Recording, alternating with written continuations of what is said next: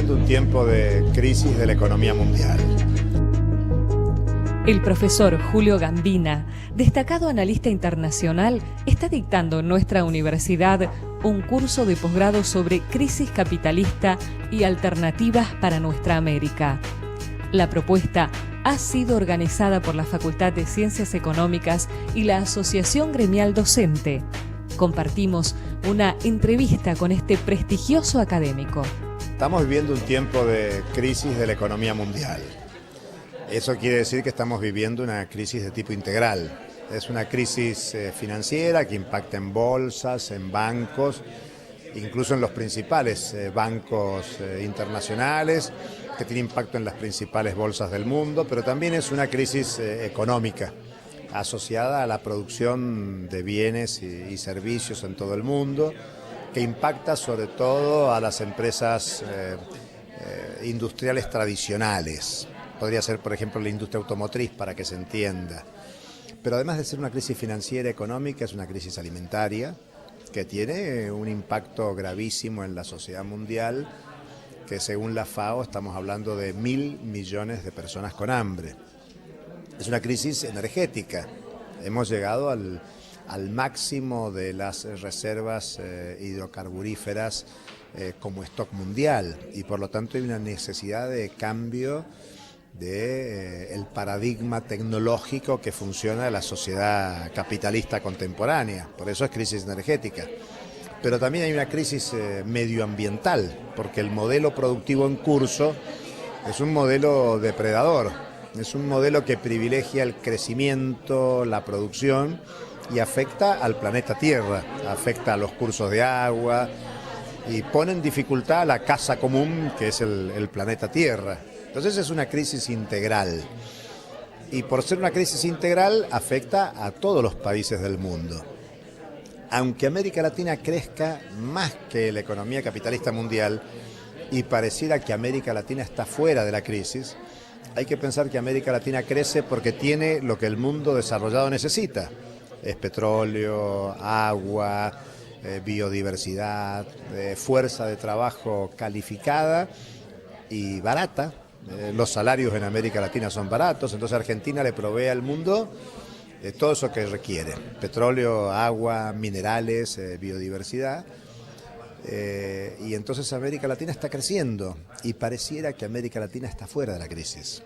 Pero América Latina se beneficia de precios altos de las materias primas como consecuencia de la especulación financiera sobre esas materias primas.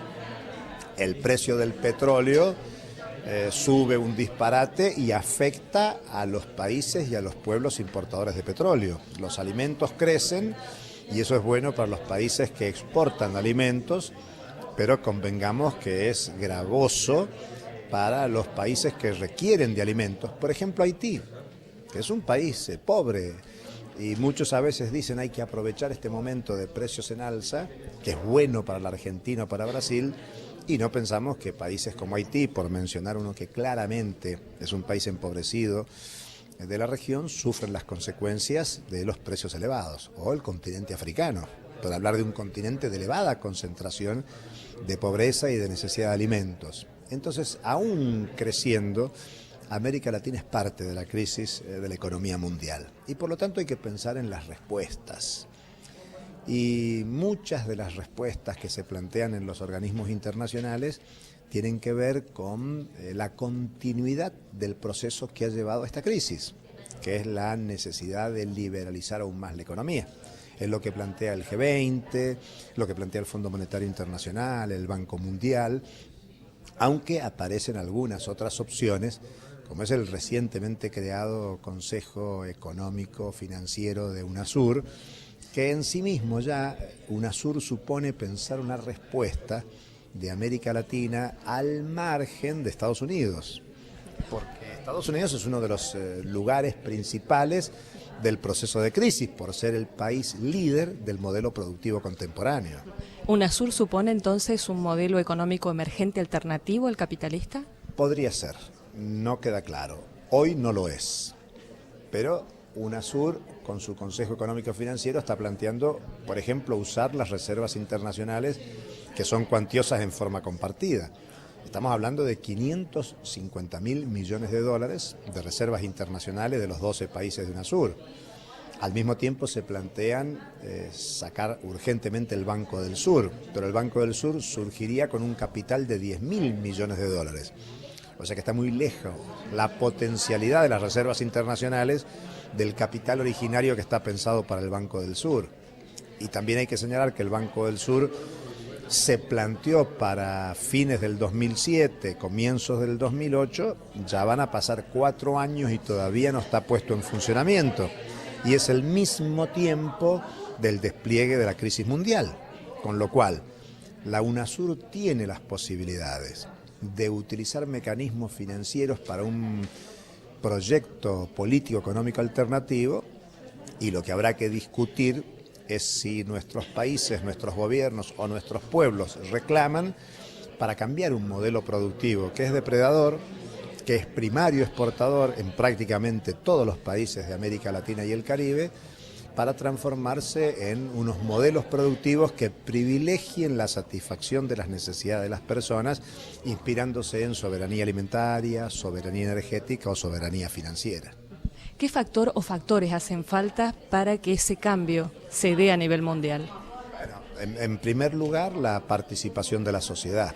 Las políticas neoliberales imperantes en los 80, en los 90 y que siguen planteándose como recetas, el principal éxito que han tenido, si es que se puede llamar éxito, es que han destruido la subjetividad transformadora de los pueblos y en general generaron una cultura consumista de la satisfacción individual. Lo primero es que hay que pensar no tanto en el individuo, sino en problemas colectivos que se resuelvan socialmente. Y por eso hay que remar contra la corriente de una cultura hegemónica a escala mundial que privilegia un modelo individual de consumo depredador por un cambio en el modelo productivo donde se genere una producción que satisfaga necesidades para el conjunto de la población. Es decir, no se puede cambiar el patrón de consumo si no se cambia el patrón de producción. En vez de pensar en la megaminería a cielo abierto o en la sojización de la economía argentina, habrá que pensar en mecanismos de producción de la agricultura familiar, en la cooperativización de la economía, en modelos más amigables de desarrollo productivo con la naturaleza, pensando más en satisfacer necesidades de los que menos tienen y no en favorecer la producción de ganancias, la acumulación de esas ganancias como un mecanismo de dominación global.